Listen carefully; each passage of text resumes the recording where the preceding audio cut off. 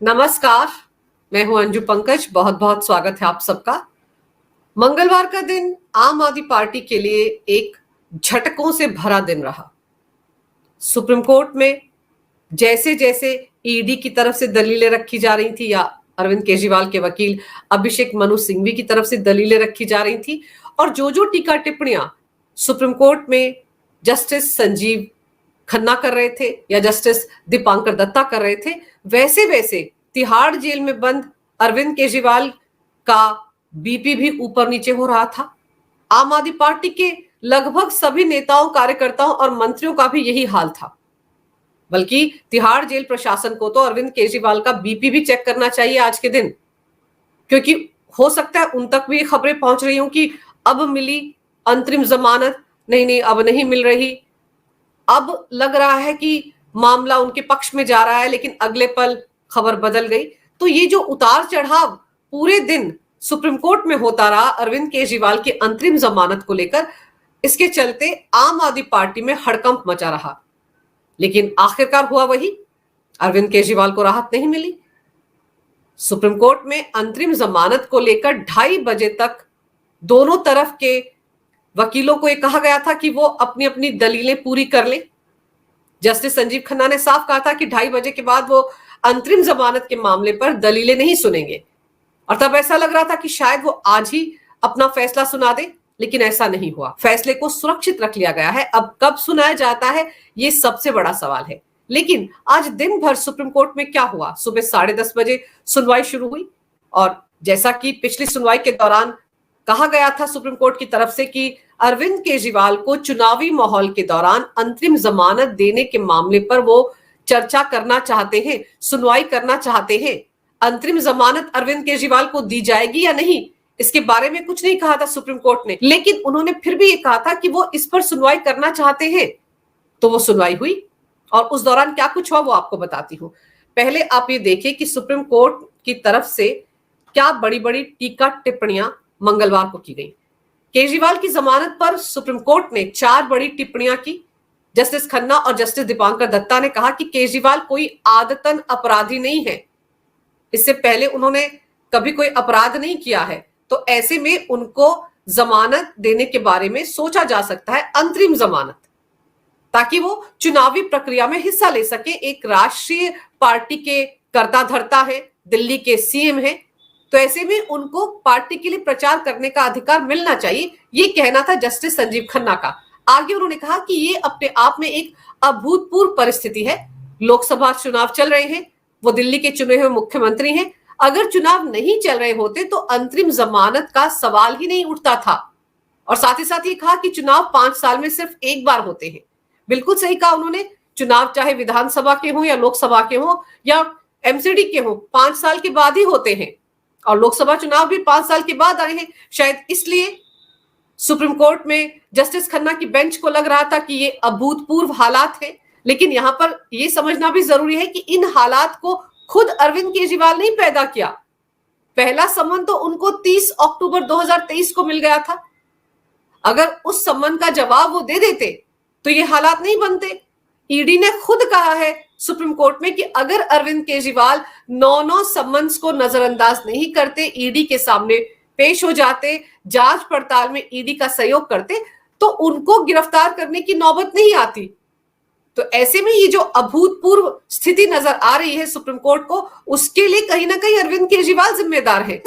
हालांकि अरविंद केजरीवाल की अंतरिम जमानत पर फैसला सुरक्षित रख लिया गया है, लेकिन सुप्रीम कोर्ट ने सुनवाई के दौरान अरविंद केजरीवाल को यह बता दिया था कि अगर उन्हें जमानत मिलती है तो वो सरकारी कामकाज में दखल नहीं देंगे, वो अपने आधिकारिक कार्य नहीं करेंगे, यानी कि सीएम होने के नाते जो काम वो कर सकते थे 21 मार्च से पहले, वो काम जमानत के दौरान हरगिज नहीं करेंगे। कोर्ट ने कहा ऐसा हुआ तो हितों का टकराव पैदा होगा और हम ये नहीं चाहते।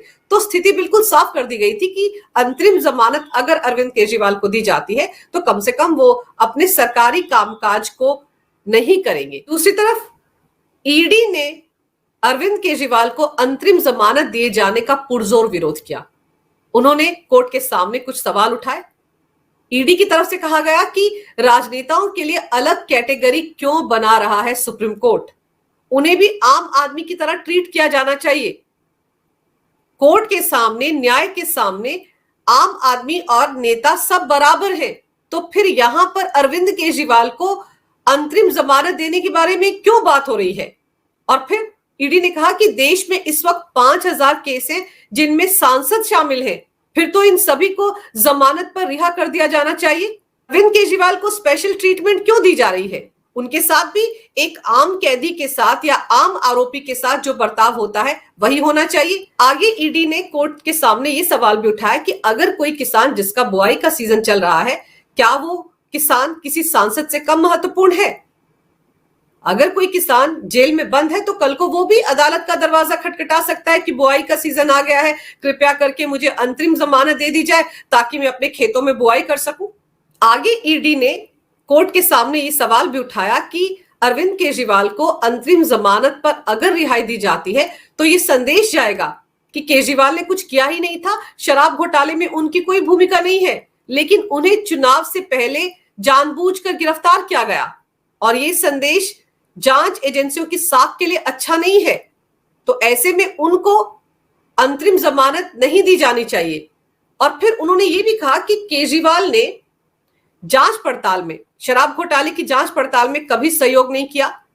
उनको 9 सम्मन भेजे गए थे, उन्होंने एक भी सम्मन का जवाब नहीं दिया, हर सम्मन को नजरअंदाज किया।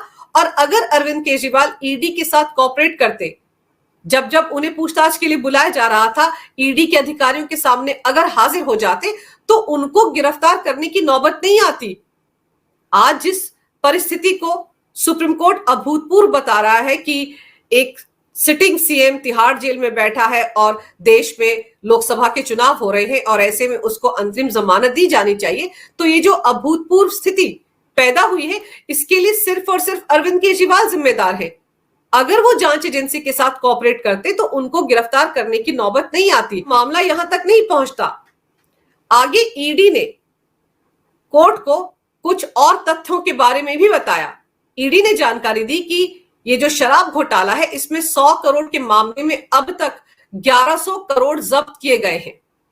और उन्होंने ये भी कहा कि अरविंद केजरीवाल चुनाव के दौरान, यानी कि जब गोवा में विधानसभा चुनाव हो रहा था तो गोवा दौरे पर गए थे और वहां पर 7 स्टार होटल में रुके थे और उनके होटल का बिल चैरियट एडवर्टाइजर्स नाम की कंपनी ने दिया था। ये वो कंपनी है जिसके मालिक राजेश जोशी को भी ईडी ने गिरफ्तार किया था क्योंकि उनके खाते में भी हवाला के जरिए 30 करोड़ रुपए ट्रांसफर किए गए थे।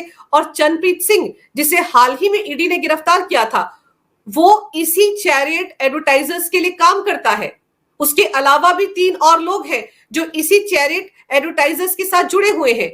और हवाला के जरिए जो पैसा चरणप्रीत सिंह गोवा लेकर आया था, उस पैसे की बंदरबांट आम आदमी पार्टी के चुनाव में खड़े उम्मीदवारों के बीच की गई थी। और बहुत सारे ऐसे वेंडर्स जो गोवा विधानसभा चुनाव के दौरान आम आदमी पार्टी के प्रचार के काम में लगे हुए थे, उन सबको भी कैश में पैसा दिया गया था। यहां पर यह जानकारी भी कोर्ट को दी गई कि 15 ऐसे आम आदमी पार्टी के गोवा के विधानसभा चुनाव के उम्मीदवार हैं जिन्हें कैश में पैसा दिया गया था और उनके बयान ईडी ने दर्ज किए हैं। आगे ये भी जानकारी कोर्ट को दी ईडी ने कि विजय नायर, जो अरविंद केजरीवाल और के कविता के बीच में, यानी कि आम आदमी पार्टी और साउथ लॉबी के बीच की अहम कड़ी है जिसके जरिए पैसे का सारा लेन देन हुआ, वो विजय नायर आम आदमी पार्टी में कोई मंत्री नहीं है, लेकिन उसे फिर भी सीएम के बंगले के साथ एक बड़ा बंगला अलॉट किया गया था जो कैबिनेट मिनिस्टर कैलाश गहलोत के लिए था। लेकिन कैलाश गहलोत उसमें नहीं रहते थे, वो अपने निजी घर में रह रहे थे। ऐसे में ये बंगला विजय नायर को दिया गया था। तो ये साबित करता है कि विजय नायर अरविंद केजरीवाल के कितने करीब था। और अरविंद केजरीवाल और विजय नायर की नजदीकी के बारे में तो समीर महिंद्रू ने भी ईडी को जानकारी दी थी, क्योंकि समीर महिंद्रू ने बताया था कि विजय नायर ने फेस ऐप के जरिए उनकी बात करवाई थी अरविंद केजरीवाल से। और उस बातचीत में अरविंद केजरीवाल ने कहा था कि विजय नायर इज आवर बॉय, आप इसके साथ पूरी बात कर सकते हैं। तो विजय नायर, जो कि पैसे के लेन देन में शामिल रहा है शराब घोटाले में, उसके साथ अरविंद केजरीवाल के नजदीकी रिश्ते रहे हैं। भले ही ईडी के सामने पूछताछ के दौरान अरविंद केजरीवाल ने यह कहा था कि विजय नायर उनको रिपोर्ट नहीं करता था, वो रिपोर्ट करता था सौरभ भारद्वाज को और आतिशी सिंह को। लेकिन हकीकत यह है कि विजय नायर अरविंद केजरीवाल और मनीष सिसोदिया के बिहाफ पर साउथ लॉबी के साथ सारा डीलिंग का काम कर रहा था। आगे ईडी ने और जानकारियां भी कोर्ट के सामने रखी हैं। Additional solicitor general SV Raju ने कोर्ट को बताया कि इस पूरी डील के दौरान जब ये नई आबकारी पॉलिसी बनी, पूरा शराब घोटाला हुआ, तो इसमें जितने भी लोग शामिल थे उन्होंने 176 फोन नष्ट किए थे ताकि जो डिजिटल एविडेंस है वो जांच एजेंसियों को ना मिल पाए। हवाला ऑपरेटर्स को नकदी भेजी गई। उन्होंने आगे कहा कि 100 करोड़ रुपए को हवाला चैनल्स के जरिए अलग अलग जगहों पर ट्रांसफर किया गया, जिनमें 45 करोड़ रुपए गोवा विधानसभा चुनाव के लिए ट्रांसफर किए गए और अन्य राज्यों में भी इसी तरह से पैसा भेजा गया और चुनाव प्रचार के दौरान वो सब कुछ खर्च किया गया। वहीं सॉलिसिटर जनरल तुषार मेहता ने भी केजरीवाल को अंतरिम जमानत का विरोध करते हुए कहा कि यदि इस मामले में अरविंद केजरीवाल को राहत दी जाती है तो ये मामला आगे चलकर मिसाल बनेगा। इस मामले के आधार पर और भी ऐसे अपराधी जो जेलों में बंद हैं और राजनेता भी हैं, वो भी अपने लिए अंतरिम जमानत की राह ताकेंगे। वो भी अपने लिए इसी मामले को आधार बनाकर अदालत का दरवाजा खटखटा सकते हैं। आगे तुषार मेहता ने कहा कि ये याचिका बेहद ही चतुराई के साथ दाखिल की गई है। इसमें गिरफ्तारी को चुनौती देने के साथ ही अंतरिम जमानत की भी मांग की गई। यहाँ ये समझना जरूरी है कि अरविंद केजरीवाल की जिस याचिका पर सुप्रीम कोर्ट में सुनवाई हो रही है, दरअसल उस याचिका में उन्होंने ईडी ने जो उनकी गिरफ्तारी की थी उसको अवैध बताया था और ये कहा था कि उन्हें गलत तरीके से गिरफ्तार किया गया है और चुनावी प्रक्रिया शुरू होने से एक दिन पहले उन्हें जानबूझकर गिरफ्तार किया गया। इस मामले को लेकर अरविंद केजरीवाल दिल्ली हाईकोर्ट भी गए थे। 23 मार्च को उन्होंने ये याचिका दिल्ली हाईकोर्ट में दायर की थी और दिल्ली हाईकोर्ट ने उनकी याचिका को खारिज कर दिया था और सीधे सीधे कहा था कि ईडी के पास उनके खिलाफ पुख्ता सबूत है। उनकी शराब घोटाले में आम आदमी पार्टी के संयोजक होने के नाते भी और दिल्ली के सीएम होने के नाते भी सक्रिय भूमिका रही है। इसके पुख्ता सबूत ईडी के पास है, इसलिए उनकी गिरफ्तारी अवैध नहीं है। उन्हें सही ढंग से ईडी ने गिरफ्तार किया है। ये याचिका यहां से खारिज होने के बाद अरविंद केजरीवाल सुप्रीम कोर्ट पहुंचे थे। सुप्रीम कोर्ट में उन्होंने अंतरिम जमानत नहीं मांगी थी, वो तो अपनी गिरफ्तारी को अवैध बता रहे थे। उसी याचिका पर सुप्रीम कोर्ट में जस्टिस संजीव खन्ना की बेंच सुनवाई कर रही है। लेकिन पिछली सुनवाई में खुद ब खुद जस्टिस संजीव खन्ना ने कहा था कि अरविंद केजरीवाल को अंतरिम जमानत दिए जाने के मामले पर वो सुनवाई करना चाहते हैं। तो सवाल तो यही उठता है कि अरविंद केजरीवाल ने तो अंतरिम जमानत मांगी नहीं। खुद जस्टिस संजीव खन्ना ने अरविंद केजरीवाल से पूछा था कि आपने निचली अदालत में अभी तक जमानत के लिए याचिका दायर क्यों नहीं की। तो फिलहाल अंतरिम जमानत पर फैसला सामने नहीं आया है। फैसले को कोर्ट ने सुरक्षित रख लिया है। अब फैसला बुधवार को आता है, वीरवार को आता है, ये कहा नहीं जा सकता। लेकिन जो ओरिजिनल याचिका है अरविंद केजरीवाल की ईडी की गिरफ्तारी को चैलेंज करती हुई, उस पर 9 तारीख को यानी कि 9 मई को गुरुवार को सुप्रीम कोर्ट सुनवाई करेगा। लेकिन फैसला जो सुरक्षित रखा गया है अंतरिम जमानत पर, उसे कब सुनाया जाएगा इसके बारे में अभी कोर्ट की तरफ से कोई जानकारी नहीं दी गई है। यहां समझने वाली बात यह है कि अरविंद केजरीवाल के मामले को सुप्रीम कोर्ट इतना स्पेशल क्यों बता रहा है। क्यों ये कहा जा रहा है जस्टिस संजीव खन्ना की तरफ से कि अरविंद केजरीवाल एक सिटिंग सीएम है, चुने हुए सीएम है, लोकतांत्रिक तरीके से उन्हें चुना गया था। तो ये तो भारत में होता है, लोकतांत्रिक तरीके से विधायक और सांसद चुने जाते हैं, बाद में कोई मंत्री बन जाता है, कोई सीएम बन जाता है, कोई पीएम बन जाता है, कोई केंद्रीय मंत्री बन जाता है। तो अरविंद केजरीवाल के मामले में अनोखा क्या है? और अरविंद केजरीवाल के मामले को अभूतपूर्व बताते हुए सुप्रीम कोर्ट क्यों चुनाव प्रचार के लिए अरविंद केजरीवाल को अंतरिम जमानत देना चाहता है? और फिर अरविंद केजरीवाल का मामला मनीष सिसोदिया से अलग कैसे हो गया? सिसोदिया ने भी तो याचिका लगाई थी अदालत में कि उन्हें भी चुनाव प्रचार के लिए अंतरिम जमानत दी जाए। वो भी बाहर जाना चाहते हैं, वो भी तो पूर्व डिप्टी सीएम है दिल्ली के। तो फिर अगर अरविंद केजरीवाल को अंतरिम जमानत मिल जाती है कि वो अपनी पार्टी का प्रचार कर सकते हैं चुनाव में, तो अरविंद केजरीवाल के साथ साथ मनीष सिसोदिया को ये सुविधा क्यों नहीं मिल सकती? मनीष सिसोदिया को भी ये सुविधा मिलनी चाहिए। ऐसे में संविधान के तहत आर्टिकल 14 जो है, जिसके हिसाब से कानून के सामने सब बराबर है, कोई राजा रंक नहीं है, सबको एक नजर से देखा जाएगा, क्या उसका पालन हो रहा है? क्या उस नजरिए से ही अरविंद केजरीवाल को ट्रीट किया जा रहा है? सवाल तो ये उठ रहे हैं। खैर, अब देखना होगा कि अंतरिम जमानत पर जो फैसला सुरक्षित रखा है सुप्रीम कोर्ट ने, वो कब सुनाया जाता है। वैसे भी आम आदमी पार्टी को तो लग रहा था कि अरविंद केजरीवाल आज बाहर आ जाएंगे, जेल के ताले टूटेंगे और अरविंद केजरीवाल छूटेंगे, लेकिन ऐसा नहीं हुआ है। तो आम आदमी पार्टी में हर कोई इस वक्त सदमे में तो है, लेकिन साथ ही साथ अंतरिम जमानत पर सुप्रीम कोर्ट ने फैसला सुरक्षित रखने के साथ साथ ये भी कहा कि मन बनाएंगे फिर बताएंगे। तो अब देखना होगा कि जस्टिस संजीव खन्ना और जस्टिस दीपांकर दत्ता का मन कब बनता है इस फैसले को लेकर, ऊंट किस करवट बैठता है, क्या फैसला वो दोनों लेते हैं और उसके बाद कब ये फैसला सुनाया जाता है। तो आम आदमी पार्टी तो बेसब्री से इंतजार कर रही है कि कब ये फैसला सुनाया जाए।